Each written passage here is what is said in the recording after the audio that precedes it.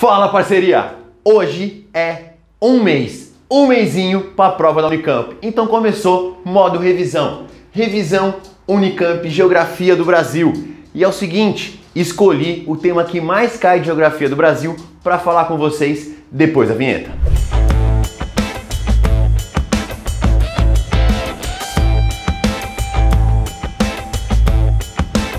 Então é isso aí, galera. Vamos que vamos. E é o seguinte, primeira coisa, deixa seu curtir, porque estão dizendo por aí que é quando curte os vídeos vai para mais gente. E se esse vídeo aqui começar a ter bastante visualização, eu vou fazer uma parte 2 sobre geografia geral. Outra coisa, se você ouvir umas patinhas andando, é que essa bichinha tá carente e tá no colo do pai o dia inteiro. Fica aqui a minha tiriça Geodog. Então vamos lá, já curtiu? Pô, até o dog apareceu, então tem que curtir esse vídeo. Seguinte, vamos para a parte séria. Na parte de geografia do Brasil, 27% das questões dos últimos 5 anos são sobre economia.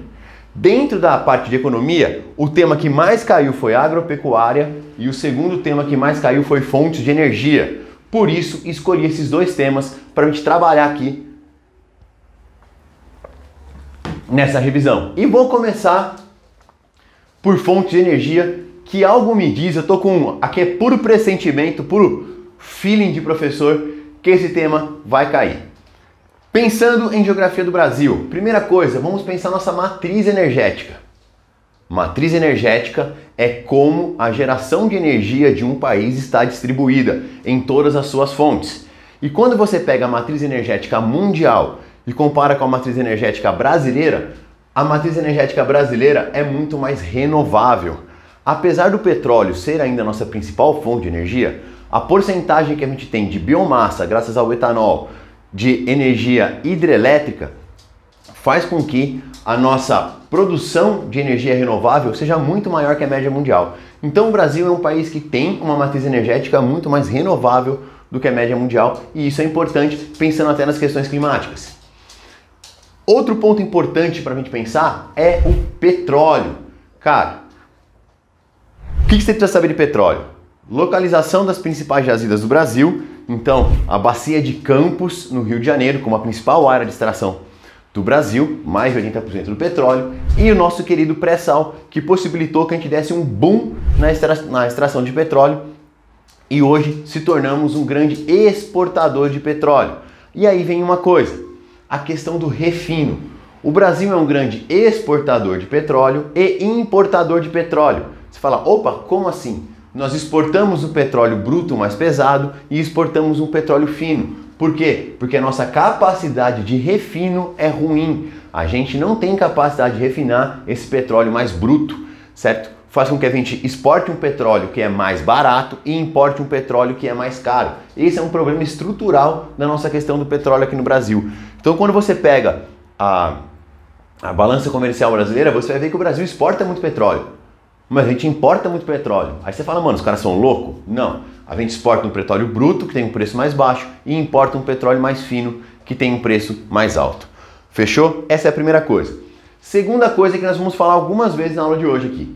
O petróleo é uma commodity e toda commodity tem o seu preço dado pela seu preço mundializado em bolsa de valores, com o mercado futuro. Então, o que está acontecendo? A vacinação está avançando em boa parte do mundo, inclusive na América Latina como um todo, e isso faz com que a maior demanda de petróleo, os incentivos econômicos dos Estados Unidos, da China, da Europa, geraram um maior consumo de petróleo e houve uma elevação do preço do barril.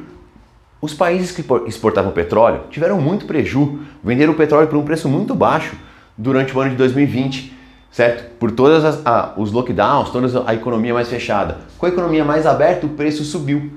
E esse preço subindo, ele reflete diretamente na nossa gasolina. E refletindo na nossa gasolina e no nosso diesel, reflete na inflação, porque aproximadamente 20% do custo de todo produto é transporte. Cara, duas coisas. O nosso câmbio está muito ruim. Eu estou pensando em fazer uma aula só sobre inflação. Se você acha que o tema vale, comenta aí. Seria uma aula até um pouco mais longa, para ficar uma aula bem da hora. Mas o dólar está alto. O preço do barril é em dólar. O preço do barril subiu. Então ele subiu duas vezes. Ele subiu pelo preço dele e ele subiu pela desvalorização do real ou a valorização do dólar. E isso faz com que o combustível fique extremamente caro aqui no Brasil e faz com que isso gere problemas, gere inflação, aumente o custo das famílias, principalmente da classe média com a gasolina e do transporte como um todo por causa do óleo diesel. Certo? Carvão mineral. Carvão mineral aparece pouco em questões no Brasil, é o combustível fóssil mais poluente e a grande área de reserva carbonífera do Brasil é a região sul, certo? A região sul do Brasil. Destaque para Santa Catarina, que tem o carvão de melhor qualidade, um carvão que pode ser usado até em siderúrgicas, e Rio Grande do Sul, que tem a maior jazida. O Brasil não é autossuficiente em carvão mineral e para nossa siderurgia importamos carvão de outros países. Pulo o azulzinho, que isso daqui são devaneios do vareta que pode cair. E vamos aqui para a crise hídrica. Pessoal, a crise hídrica, ó, isso é um acento, não é um ponto, hein? Vai falar que eu sou burro, não. Passei 4 vezes no vestibular das públicas já. Vamos lá, a dancinha. Ah, esse gingado. Vamos que vamos. Crise hídrica. Cara, desde novembro de 2019, nós temos chuva abaixo do esperado. É um problema que vem vindo desde lá de trás. E nós temos uma grande dependência da energia hidrelétrica para a nossa matriz energética. Para gerar eletricidade, cara, a grande geração é por hidrelétricas. Chegamos a um ponto que a capacidade dos reservatórios baixou tanto que a gente foi para a bandeira amarela, bandeira vermelha 1, bandeira vermelha 2 e agora estamos na bandeira Mega Plus Blaster crise hídrica. É a terceira bandeira de encarecimento, que é uma forma de tentar frear o consumo das pessoas para que a gente não passe por um apagão, por um racionamento de energia, certo? Então temos um problema aqui que não é só um problema criado agora, é um problema estrutural do Brasil. Nós não pensamos em como ter uma boa matriz energética há bastante tempo. Se você pegar que a economia brasileira cresce muito pouco desde o ano de 2014, 2015, se nós estivéssemos seguindo um crescimento razoável, nós teríamos um problema energético mesmo sem crise hídrica. Por quê? Porque a nossa produção, nossa capacidade produtiva está estagnada. E nossa capacidade de consumo está estagnada não, mas ela cresce pouco. Nossa capacidade de consumo podia ter crescido e ultrapassado. Então, temos aqui um primeiro impacto importante, entender essa dependência. O que nós usamos para gerar energia quando baixam os reservatórios? Nós usamos principalmente gás natural, que é muito mais caro do que a fonte hidráulica. A fonte hidráulica, galera, depois de instalado, a água que passa para gerar energia é de graça, é de grátis. Você não paga a matéria-prima. Aqui você paga a matéria-prima. Por isso que o custo da energia fica maior e vai vindo bandeira amarela, vermelha 1, vermelha 2 e bandeira... Estou tentando lembrar o nome certo, mas é bandeira de escassez hídrica que a gente está agora. E com o aumento da energia, aumenta tudo, cara. A minha conta de luz aqui em casa veio estourando. Então o que acontece? Todo mundo vai repassar esses custos. O mercado vai repassar, o shopping vai repassar, a loja de roupa vai repassar, o cara do barbeiro vai repassar e com isso vai gerar mais inflação, mais aumento de preços. Eu vou precisar de mais dinheiros para conseguir o mesmo produto. Então, esse aumento de custo de energia vai refletir em outras áreas e vai gerar inflação. Para fechar, isso pode afetar até o crescimento brasileiro. Se você tiver realmente um racionamento de energia, você concorda que as empresas não vão conseguir produzir o quanto elas poderiam? E se elas não produzem o quanto elas poderiam por uma falta de energia, isso pode impactar o crescimento do PIB brasileiro. Da recuperação econômica, que já está abaixo do esperado, pode ficar mais baixo ainda. E recuperar a economia não é só o PIB crescer, é você voltar a gerar emprego e reduzir esses 13 e tantos por cento de desempregados que a gente tem no Brasil. Só para lembrar vocês, o ano de 2001 foi o ano que a gente teve o apagão, um racionamento de energia no Brasil, o PIB decresceu naquele ano, certo? Nós tivemos um ano de recessão devido ao PIB, ao apagão de 2001, certo?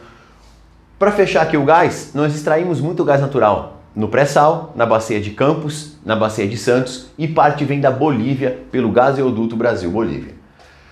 Eu coloquei aqui, em azulzinho, 2 devaneios meus. Primeiro devaneio, energia nuclear. Será que essa discussão é importante? Cara, quando se fala em energia nuclear, e serve para outras matrizes energéticas, pensar na questão vantagens e desvantagens. Custo de instalação, custo de manutenção, impactos ambientais, o que não gera impacto. Ah, gero lixo nuclear, mas eu não gero gases estufa. Então, saber o que você tem de bom e de ruim na energia nuclear. A gente tem aqui 3 usinas, né, em Angra 1, 2 e 3, mas não é algo que a gente usa em larga escala. Pra você ter uma ideia, na matriz energética brasileira, eu vou ver se eu mando a imagem da matriz energética para edição para ele colocar, mas na matriz energética brasileira, a lenha gera mais energia no total para o Brasil do que energia nuclear. E o último ponto é energia solar e eólica. Cara, o mundo discute muito formas menos agressivas ao meio ambiente de gerar energia, principalmente pensando nas mudanças climáticas. É o ponto, é a grande... Mudanças climáticas é o que vai nortear as discussões mundiais no século XXI, certo? É o maior problema que a gente vai enfrentar. E aqui você tem possibilidades de energia. E a energia solar tem começado a ser usada cada vez mais residencialmente. Então, saber essas vantagens, lembrar que o Brasil é um país que está quase todo numa área intertropical, que recebe boa quantidade de raios solares e transforma a gente num possível grande parque solar para o mundo. Certo? Revisãozinha rápida sobre fontes de energia. Aqui merecia umas 2 aulas de 50 minutos. Vamos para a agropecuária, que é o tema que mais cai. Cara, por que é tão importante falar de agropecuária? Porque é o setor da economia que mais cresceu no século XXI. Nesse século, é o setor da economia que mais cresceu. Além do que, ele é muito forte em exportação e é ele que garante o superávit brasileiro comercial. Cara, é aqui que está boa parte do nosso superávit. O Brasil é um dos maiores exportadores, se não o maior, de carne bovina. O Brasil, sabia que tem mais bois, mais bovinos do que pessoas no Brasil? Cara, é isso. Nosso rebanho tem mais cabeças de gado do que cabeças de gente no Brasil. A soja é o nosso produto mais exportado de longe. E o nosso principal comprador é a China, certo? Então, a importância para a economia brasileira nesse setor é muito grande, o que dá a ele também uma forte importância política em todos os tipos de negociação. E aí você começa a pensar na seguinte coisa, entre os prós e os contras, lembrar que muito agrotóxico foi utilizado, foi liberado, então você tem todas essas discussões, já caiu muito falando sobre agrotóxicos nos vestibulares. O Brasil produz e está caro. Por que as comidas estão tão caras aqui no Brasil? E é a mesma questão do petróleo. Comida é commodity. Carne, soja, milho são commodities. O preço é dado mundialmente e em dólar. 2 coisas. Mundialmente aumentou o consumo, então mais gente querendo comprar, o preço aumenta. E o preço é dado mundialmente em dólar. Cara, você está competindo aqui ganhando em real com o americano, com o chinês, com o europeu comprando em dólar a nossa soja. Resultado, o preço daqui vai elevar para acompanhar o preço de fora. Por isso que o óleo de soja ficou tão caro, carne bovina ficou tão caro, arroz está muito caro. Então todos esses elementos encareceram demais, justamente porque o Brasil é um grande exportador. O dono da fazenda, velho, ele quer ganhar o dinheiro dele. Então ele está exportando muito mais comida e você tem que competir com os preços lá de fora, que são dados em dólar. E isso vai gerar também uma inflação. Aqui no Brasil você tem 2 órgãos que medem a inflação. O IBGE, que está dando a nossa inflação aí em torno de 10% nos últimos 12 meses. E você tem a Fundação Getúlio Vargas, com aquele índice preço médio ao consumidor, que está dando 31%, porque ela trabalha principalmente com setores que a gente mais consome, enquanto o IPCA do IBGE trabalha com uma gama de produtos que muitas vezes está fora do consumo do brasileiro, pelo menos a maior parte deles. Então você consegue ter essas diferenças. Nos alimentos, a gente teve quase 30% de aumento de preço. E aí o que acontece? Para as famílias mais pobres, o custo da carne, o quilo da carne para ele é o mesmo custo da carne para mim, é o mesmo custo da carne para o Silvio Santos.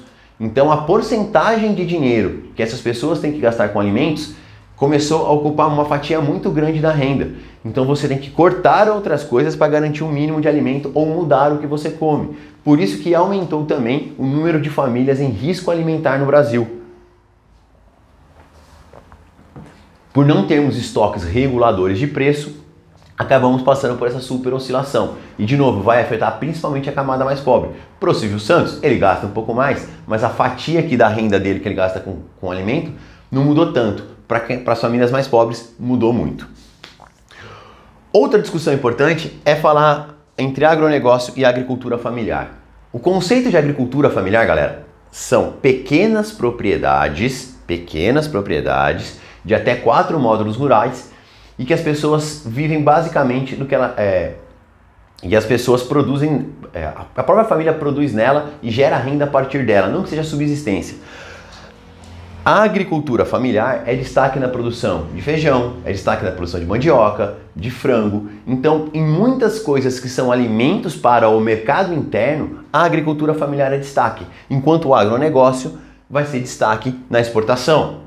A maior parte das terras do Brasil está com o agronegócio, que é altamente mecanizado, que é muito investimento, enquanto a agricultura familiar tem a menor parte das terras e tem pouco investimento tecnológico, por isso, mesmo com a menor parte das terras, a agricultura familiar emprega mais do que o agronegócio. Então ficar esperto.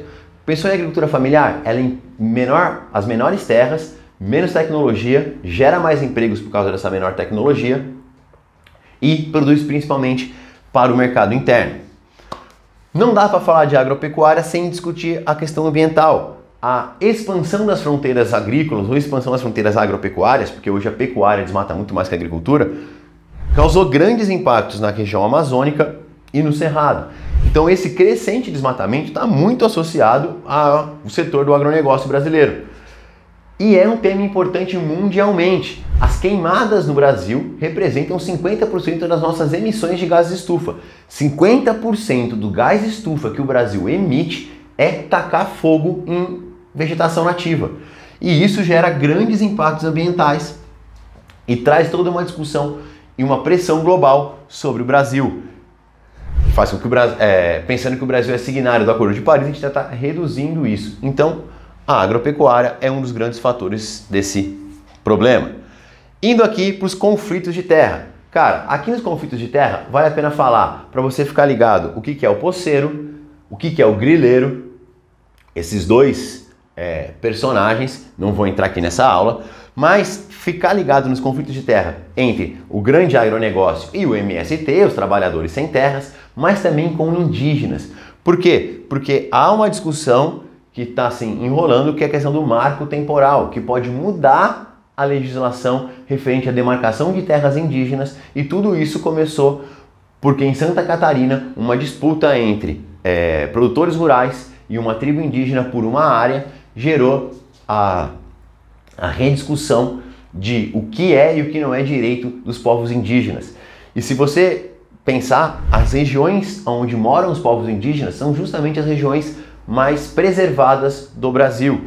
Então, tem toda uma discussão que vai para o ambiental, vai pela questão dos povos tradicionais, nossos povos originários, e vai pela questão do agronegócio, a economia, a manutenção da cultura desses povos, a questão ambiental, tudo isso é discutido dentro desses conflitos. E eu sempre gosto de fechar com a Revolução Verde, que são os avanços tecnológicos. Muitas questões gostam de colocar quais são as vantagens do avanço tecnológico. Então, quando eu uso transgênicos, adubos químicos, agrotóxicos, maquinário, eu consigo ter uma produtividade muito mais alta, certo? Mas também trago algumas desvantagens, como uma maior concentração de terra e um menor uso de pessoas, uma menor geração de emprego. Por isso, o Brasil, que se modernizou com a Revolução Verde, mas não como um todo. Ele se modernizou no grande agronegócio voltado para a exportação, enquanto o que é para mercado interno do pequena propriedade não modernizou. Então saber quais setores no Brasil se modernizaram e quais são as vantagens e as desvantagens dessa modernização. Certinho? A aula ficou um pouco grande, mas achei que a aula ficou bem completinha. No dia dessa aula, se você entrar no grupo do Telegram, tem algum lugar aqui, ou me chama no Instagram que eu te passo o contato. O meu Instagram é professor.vareta, que vai ter uma lista de exercício sobre geografia do Brasil na Unicamp. Certinho? Beijo pra vocês e bora pra Unicamp.